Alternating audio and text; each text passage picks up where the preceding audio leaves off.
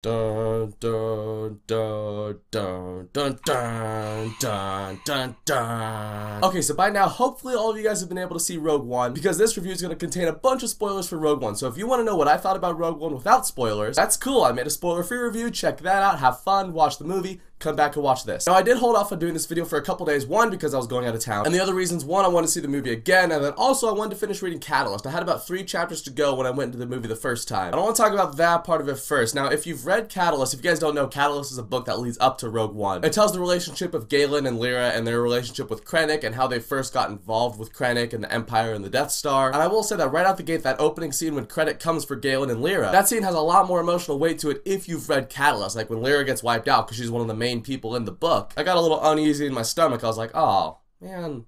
Well, she was cool. So reading Catalyst does add to some of the emotional weight of this movie when you see those characters back. However, this is a movie and you shouldn't need that. You should be able to just go into the movie and get everything you need from the movie. I tell you all this because this review is going to be coming from the perspective of someone that has read Catalyst. I know that some people thought that the emotional weight of this movie was a little lost, some of the characters weren't fully developed. I didn't really have too many of those problems. I think part of that is because I read Catalyst beforehand. But yeah, the movie starts out with Galen getting captured, Lyra dies, Jyn runs away, and then Saw Gerrera finds her, and then it cuts to the credits, or the title card at least, and that thing looked terrible. Did anyone else think that looked like Microsoft Paint? I could have made that in 6th grade on Windows Movie Maker. It's a small part of the movie, but it almost took me out of it. It threw me for a loop. I was like, whoa.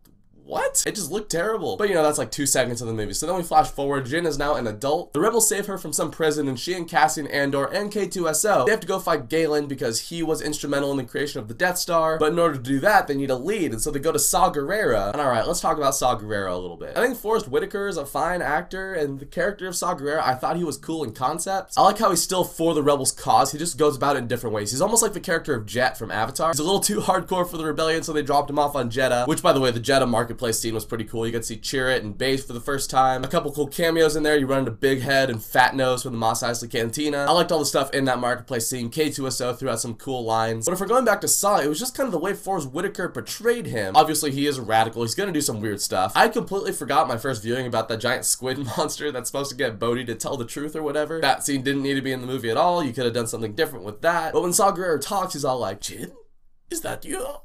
You've got so much. I don't know what he was doing with his voice. Now, the reason why I kind of want to hold off judgment on this is because I'm currently watching Clone Wars. I haven't watched the whole thing. I think I'm in season 3 or 4. So I'm somewhere, like, I'm near the end of season 3 going into 4. And I know Saw Gerrera is a character in season 5, and I know he's a cool character in that show. And I heard that apparently he's coming to Rebels when the series comes back in January, so that's going to be kind of cool. And so I want to see that kind of stuff and see if that blends in with what Forrest Whitaker was doing in this movie. But again, going back to my point about Catalyst is that you shouldn't need all of that to stitch in the gaps of the movie. The movie should stand on its own, and then if you have that other stuff, that's cool. So if we're just going off Rogue One and that movie and not counting Clone Wars or Rebels or Catalyst, then Saw Gerrera is a little weird to me. I didn't really like how Forrest Whitaker played him. Although Saw does show Jyn a cool hologram from Galen that shows that he put that weakness into the Death Star, the weakness that we always joked about, like how come no one checked over that porthole that led down to the exhaust port that makes the whole Death Star blow up. And I was wondering if they were going to address that in this movie, but I didn't want it to be a total wink at the camera moment. I didn't want it to be at the end like they get the plans of Jyn's like, oh, look at this porthole. Psst, well,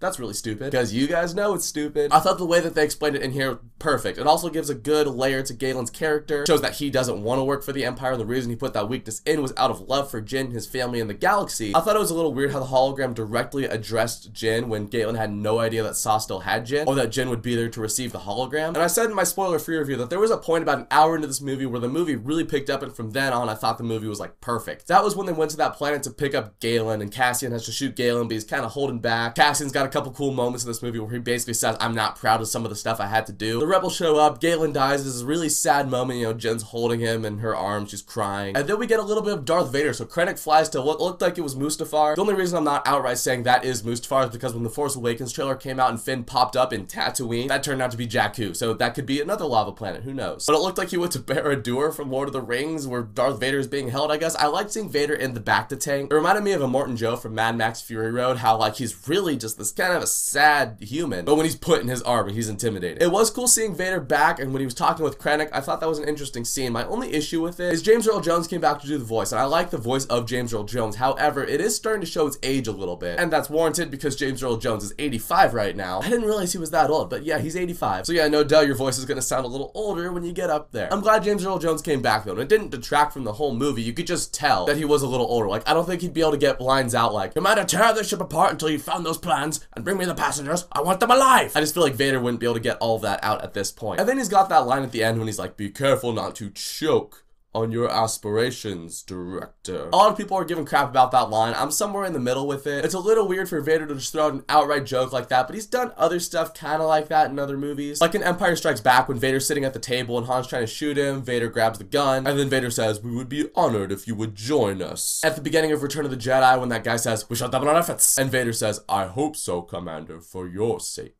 The Emperor is not as forgiving as I am." So he's thrown out lines like that in the past. They've just never been quite as on the nose as the one he threw out with Krennic. And this movie's got some sweet Easter eggs too. There's a couple that are pretty obvious, like C-3PO, R2-D2. Slightly more subtle ones like the guys in the cantina that we saw at Jeddah. But man, when Yavin 4 popped on the screen earlier in the movie, I was so pumped. I just wasn't expecting it, which doesn't make sense because Yavin 4, this movie, obviously it's gonna be in it. But I liked all the scenes in Yavin 4. I liked how they got Mon Mothma and Bail Organa from the prequels to be in this movie. And another thing I really liked was in that meeting when Jin was like, "We have to go get the plans." And all the rebels are like, "No, we can't do it. It's too risky. It's not happening." I haven't really known the rebels to shy away from many fights like that. And this movie does add another side to the rebellion that we haven't seen before, like when Cassian had to blow that guy away near the beginning and when he was told to snipe out Galen. The opening crawl of Star Wars does say the rebels have just won their first big victory against the Empire. And you really feel that in this movie. They feel defeated before they even go to Scarif. And then once Jin sneaks out to Scarif and the rest of the rebels get behind her and they win, I feel like that really galvanizes the rebels into what we see in the rest of the trilogy, because you can just tell they have a new hope. Bail Organa throws out a couple lines towards Obi-Wan and Leia. I thought that was kind of nice. And then he says, "Oh, I'm going to Alderaan." Oh man.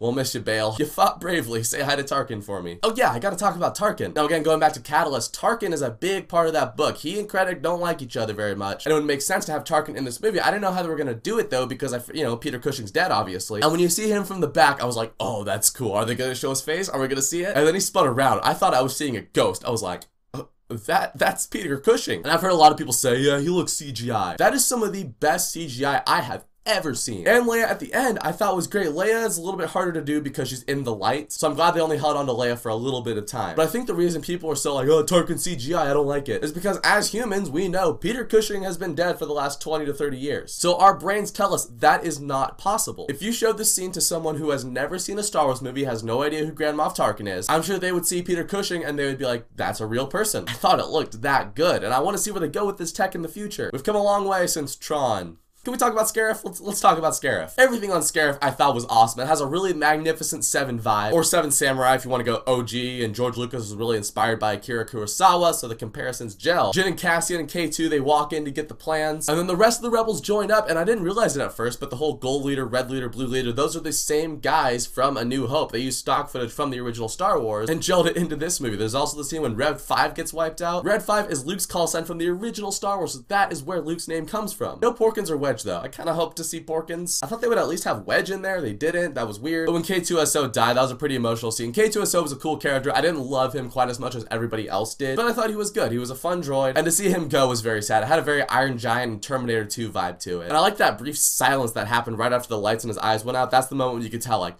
they're not making it out of this alive. A lot of people thought that. I thought a couple of them might make it out. Donnie Yen's death scene was pretty cool. Again, it reminded me of the Magnificent Seven. In this case, it reminded me of the remake when Chris Pratt has to go and take out that Gatling gun. And Donnie Yen's just walking out like, "I'm one with the Force is with me. I'm one with the Force is with me." I like his character because he loves the Force while he doesn't wield a lightsaber. And he doesn't do Force push, Force choke, Force lightning, any of that. But he's still in tune with the Force. And he knows, like, alright, if it's the will of the Force, I'm gonna go flick that switch. If it's the will of the Force, I'm going to die. He flicks the switch, then he dies, and then Baze Malbus comes out and he does the same exact thing. I liked seeing him taking a lesson out of Chirrut's book, and it was just a very noble death scene. They end up getting the plans. Cassian wipes out Krennic, and then Jin and Cassian, the last one standing. Bodhi got wiped out earlier too. So Jin and Cassian, they get down to this beach, and they know there's just no way out of this situation. I thought it was cool watching Tarkin wipe out Scarif. It kind of shows the coldness of the Empire. Tarkin knowing, like, there's not going to be any survivors here. There can't be. The plans are the priority. And then this last 5 to 10 minutes of the movie, Perfection. This is what made the movie for me. What this movie does so well is it stitches perfectly into the original Star Wars movie. Like, you can marathon it. It's perfect. You go and do this, you go straight into Star Wars, which is what I did when I got home, and it worked out great. A movie that tried to do that was a little bit rockier was The Battle of Five Armies. Tried to go straight into Fellowship of the Ring, and there was some parts that worked, some parts that didn't. Obviously, Ian Holm was a lot older. I still like Battle of Five Armies well enough, but it just wasn't as seamless as it was in Rogue One. And we know when Vader first walks in the original Star Wars, he's angry. Why? He just lost the plans. And we get to see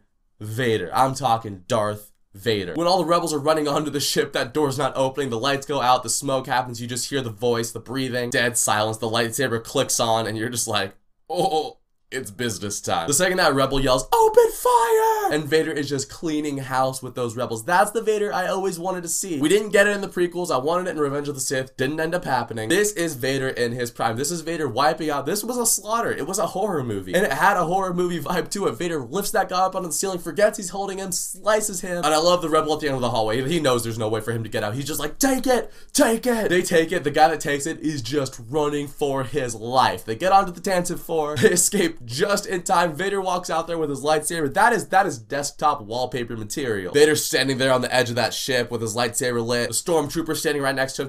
It was perfect. And from there, the plans get to Princess Leia, and we know what happens from there. Rogue One's got a couple issues in that first act, but I thought the rest of it was really awesome. I latched onto the characters. I didn't love Saw Gerrera that much. I liked the villains. I liked Krennic. I thought the CGI on Tarkin looked amazing. It was cool seeing Darth Vader back. Jyn was a cool character. I'm glad that each character got a little bit of the action. And I don't need a sequel, because I saw the sequel. It's called Star Wars, and it's a good sequel. So that's it for my spoilers for Rogue One. Let me know what your favorite part of the movie was down in the comment section. And thank you so much for watching this video. If you like it, you can click subscribe and check out some of my other videos, and I'll catch you guys next time.